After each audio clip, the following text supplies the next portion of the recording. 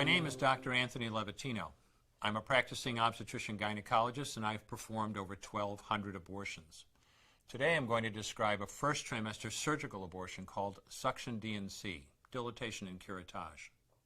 This is the most frequently performed abortion and is used typically from 5 to 13 weeks of pregnancy. After administering anesthesia, the abortionist uses a speculum like this. This is placed inside the vagina and opened using this screw on the side, allowing the abortionist to see the cervix, the entrance to the uterus. The cervix acts as a gate that stays closed for the duration of pregnancy, protecting the baby until it is ready for birth. The abortionist uses a series of metal rods called dilators, like these, which increase in thickness, and inserts them into the cervix to dilate it, gaining access to the inside of the uterus where the baby resides. The baby has a heartbeat, fingers, toes, arms, and legs, but its bones are still weak and fragile. The abortionist takes a suction catheter like this one. This is a 14 French suction catheter. It's clear plastic, about 9 inches long, and it has a hole through the center. It is inserted through the cervix into the uterus.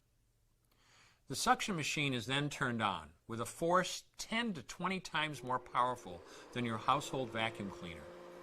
The baby is rapidly torn apart by the force of the suction and squeezed through this tubing down into the suction machine, followed by the placenta.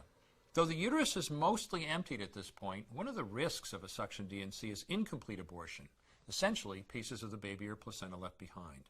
This can lead to infection or bleeding. In an attempt to prevent this, the abortionist uses a curette to scrape a lining of the uterus.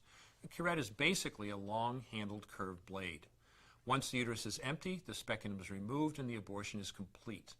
The risks of suction D&C include perforation or laceration of the uterus or cervix, potentially damaging intestine, bladder, and nearby blood vessels, hemorrhage, infection, and in rare instances, even death.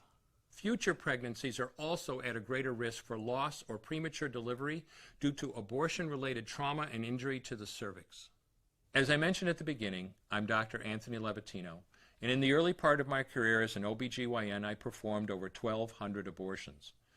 One day, after completing one of those abortions, I looked at the remains of a preborn child whose life I had ended, and all I could see was someone's son or daughter.